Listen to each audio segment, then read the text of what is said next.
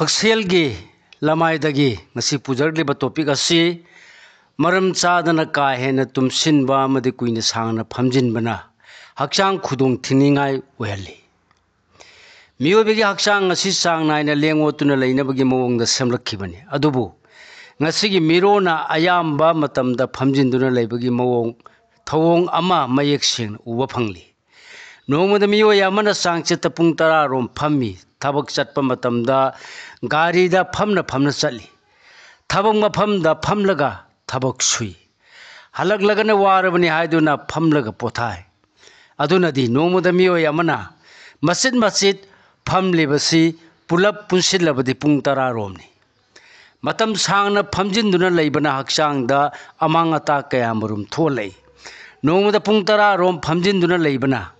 tholakpa amangata si numit khudingi pungkhai ma hakchang sajel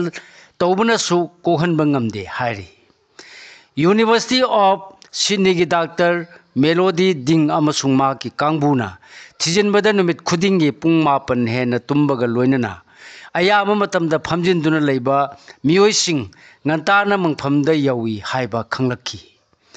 Sex Institute Kauba non-profit organization amana thijinbada khanglakpa wafam matungina ayama matamda phamjinduna leibaga loinana ka hena tumba miyoising ngantana siba yabagi ring saruk mari rom hengalai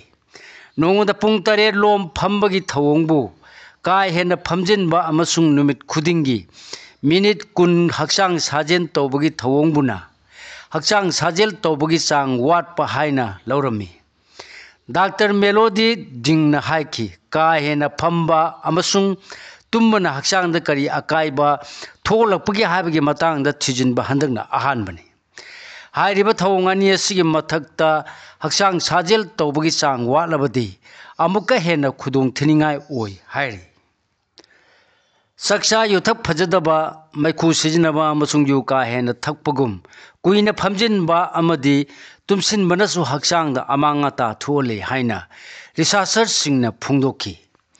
45 and up study cover research work amagi makhada Dr. Dingi Kangbuna miyoi lakh 2,30 rongi punsi mahing nainarami hakchang lengwat pagi sang wat paga loinana maikhu sijinaba yu ka hena thakpa amasung masi oiba chinjak masal suna sadabagi thawongna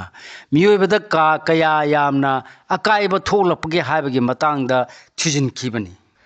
Journal of American Medical Association JAMA the phonglakhiba report amada Dr. Ding na haiki kaina tumsinba phatte haiba tum tarabasu tumbagi chang watpa yade maikhu sijinaba yu thakpa amadi tumba watpagi thawongna su kanaguma mioi amabu ngantana sihalle study aduda saru yakhiba Professor Indriel Bowman haiki pusi mahinga mari leinaba laina singa thonaba thaurang lokatpada tumba watpa natraga henjina tumba matam sangna phamjinba maikhu sijinaba masung yu thakpagi thawong asi yengsinwa mathau tai kuina phamjinbana hakchang solapagi matangda researchers singna haiki phamdunata leiba miyoi singda igi isel taptharakpadagi masalda fat chaithokpa ngamde amasung fatty acid phamjilaktuna i utong phunjilai nongmada pung 10 rom phamduna leiba miyoi khudingmak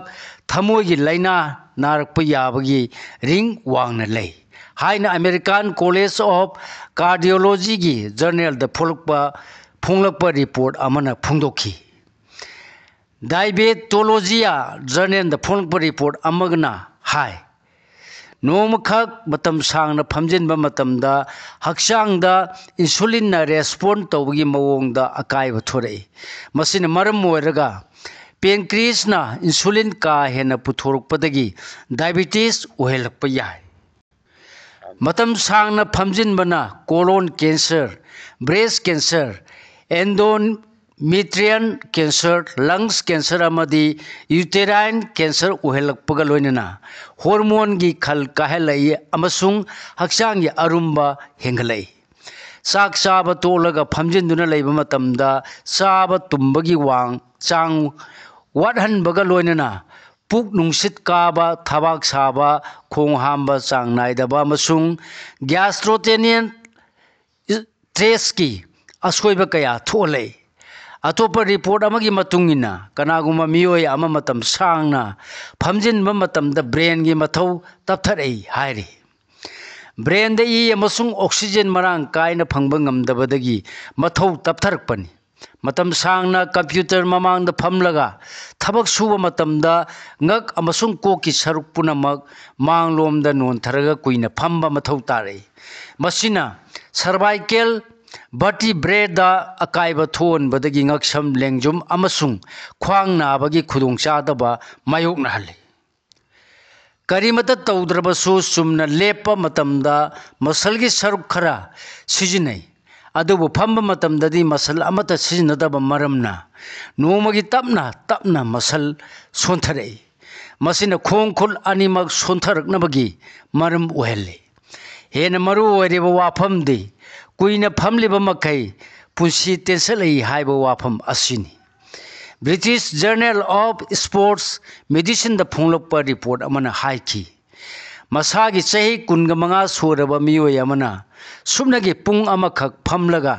television येंगबा मतमदा minute कुनगनी थोय पुंसी तेंसिलै सांगचत नुमित खुदिंगी पुंग तरुक टीवी येंगबा मियोयसिंग चही मंगा रोम पुंसी तेंसिलै हाइरे अखंग आइसिंगी मोन मतुंगिना यामद्रबदा नुमित खुदिंगी खोंकाप लिसिंग तरेतगी लिसिंग तरा फावबा खोंगना चटप तंगाई फदे हाइरे